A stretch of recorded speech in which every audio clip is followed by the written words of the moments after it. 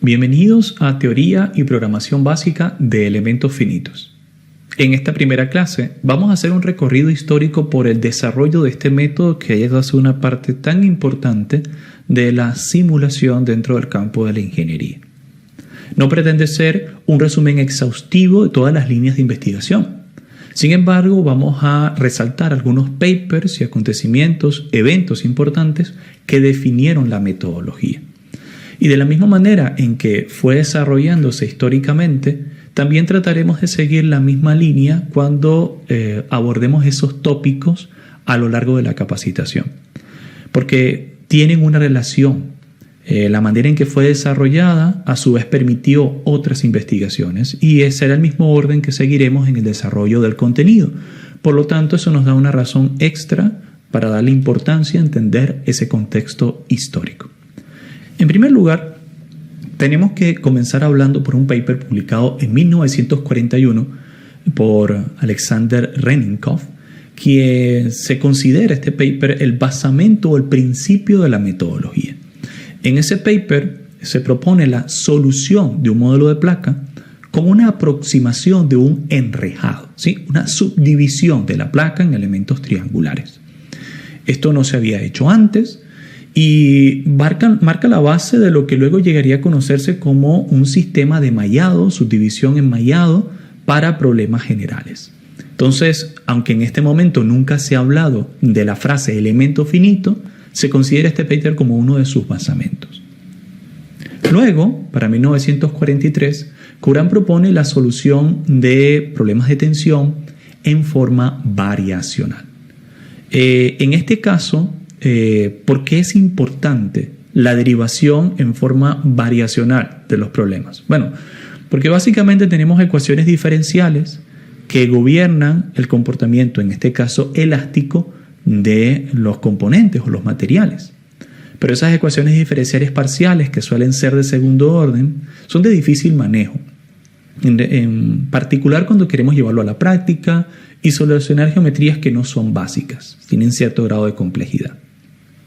Sin embargo, cuando dichas ecuaciones se plantean en forma variacional, se pasan de ecuaciones diferenciales de segundo orden a ecuaciones integrales manejables y que también son más fáciles de llevar a soluciones computacionales, a programas, a software que sean capaces de ejecutarlos automáticamente. Por lo tanto, estamos resaltando este paper en 1943 porque hay que entender la importancia de convertir una ecuación diferencial parcial en su forma variacional, porque repetimos, esto facilita su tratamiento computacional. Luego ya para 1953 Levy propone el método de la rigidez como una alternativa para el tratamiento de estructuras de aeronaves. Entonces ya acá empieza a utilizarse realmente la metodología. En este caso es uno de los primeros métodos más utilizados para la derivación de las ecuaciones, el método de la rigidez. ¿Y qué significa el método de la rigidez? Pues los sistemas de ecuaciones se derivan a través de un equilibrio de fuerzas y con una relación fuerza-deformación. Entonces a esto se le llama el método directo o método de la rigidez. Y acá se está empezando a utilizar para elementos de estructuras en aeronaves, que también implica pues, el tratamiento de elementos longitudinales tipo vigas.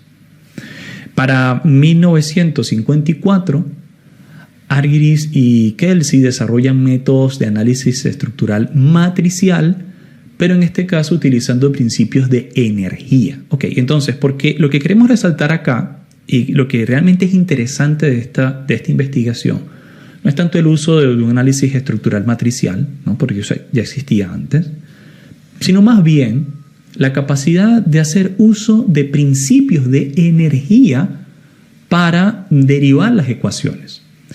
En el paper anterior se estaba utilizando el método de la rigidez para derivar los sistemas de ecuaciones, pero en este caso se están utilizando principios de energía que pueden ser muchos, ¿no? Puede ser trabajo virtual, si alguno tiene conocimiento de eso, los principios de Castiliano o incluso el principio de la energía potencial mínima.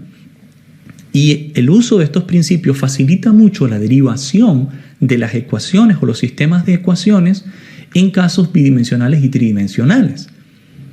que se complicaría bastante si tratáramos de hacerlo con el método directo. Por lo tanto, también colocamos como un evento importante, ¿no? En el 54, este desarrollo, se empiezan a utilizar principios de energía. Para 1956, Turner y otros asociados derivan matrices de rigidez ya directamente para elementos de Sercha. Son elementos conocidos también en inglés como elementos tipo truss, donde solamente hay una deformación o fuerzas axiales. Elementos tipo vigas, donde ya no es solamente fuerza axial, sino también hay consideración de flexión y rotaciones. Incluso elementos bidimensionales de forma triangular y cuadrática. Y todo esto, pues, se empiezan a derivar estas matrices de rigidez a través del método de la rigidez directa, ¿no?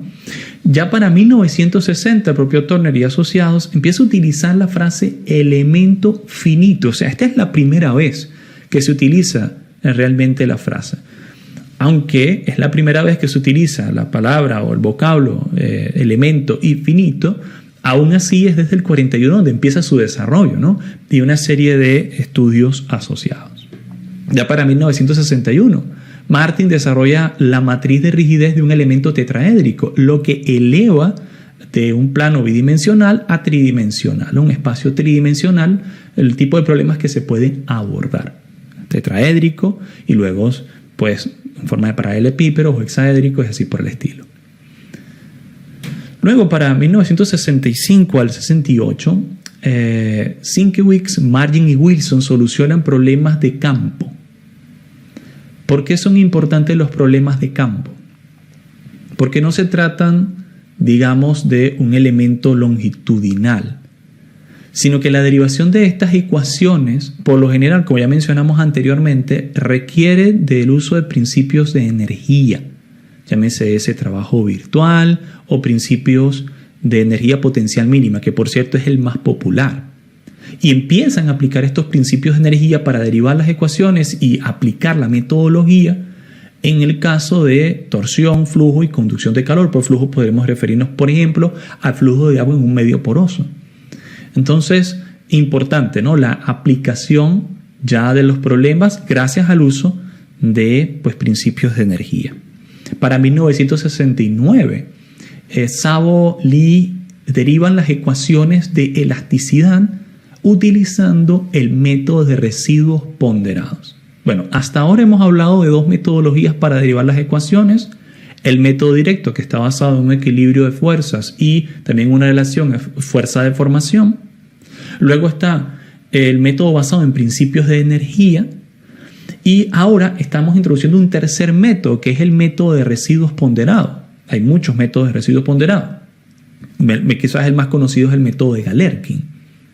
¿Por qué esto es importante? Bueno, porque hay situaciones donde no es fácil derivar las ecuaciones en el caso o utilizando métodos de energía.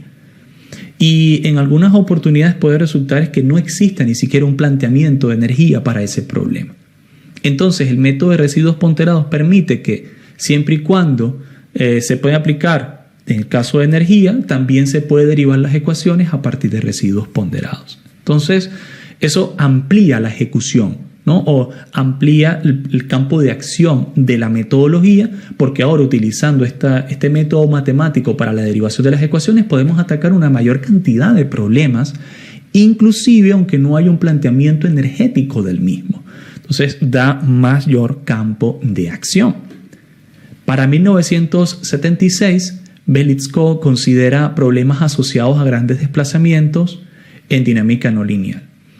Bueno, no es el único paper, no. Previamente también habían otros papers que hablaban al respecto, pero ya empezamos a trabajar fuera del rango de elasticidad, ¿okay?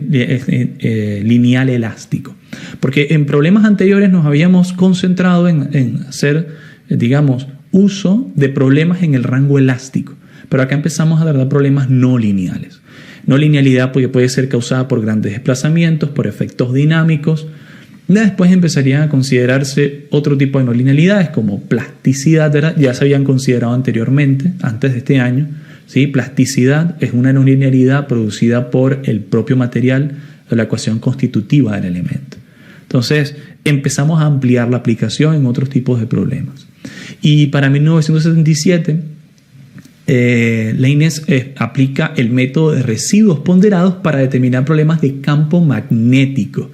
Entonces ya estamos saliendo del ámbito de ingeniería mecánica estructural y estamos entrando en otro tipo de ámbito, ¿no?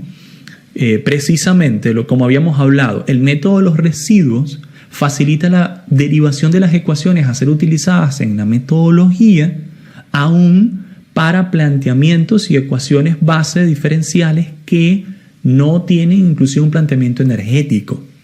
Entonces, sin duda alguna, resulta interesante esta aplicación de Leibniz para 1977 en campo magnético.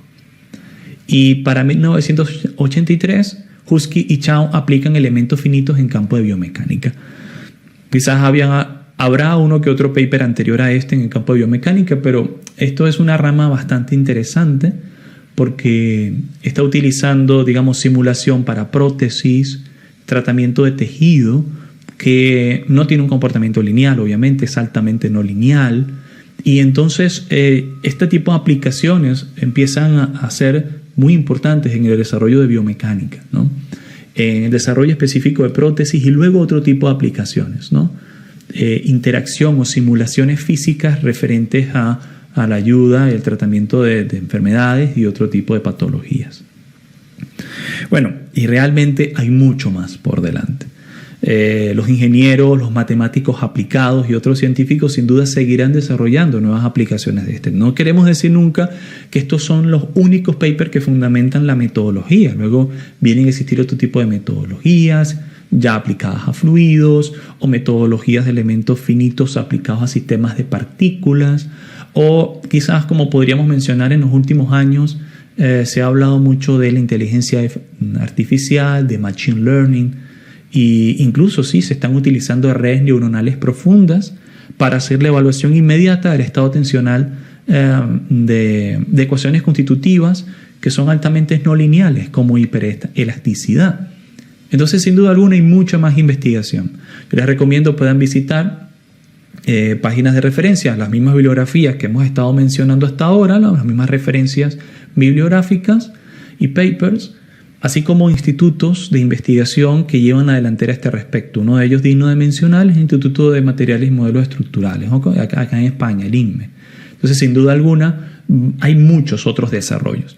Pero nos hemos querido concentrar en estos específicamente porque vamos a hacer en el mismo orden un recorrido de esos tópicos a medida que desarrollemos ese contenido, ¿no? Entonces, tener en cuenta este marco histórico nos va a ayudar a entender de dónde venimos y hacia dónde vamos en el desarrollo del contenido.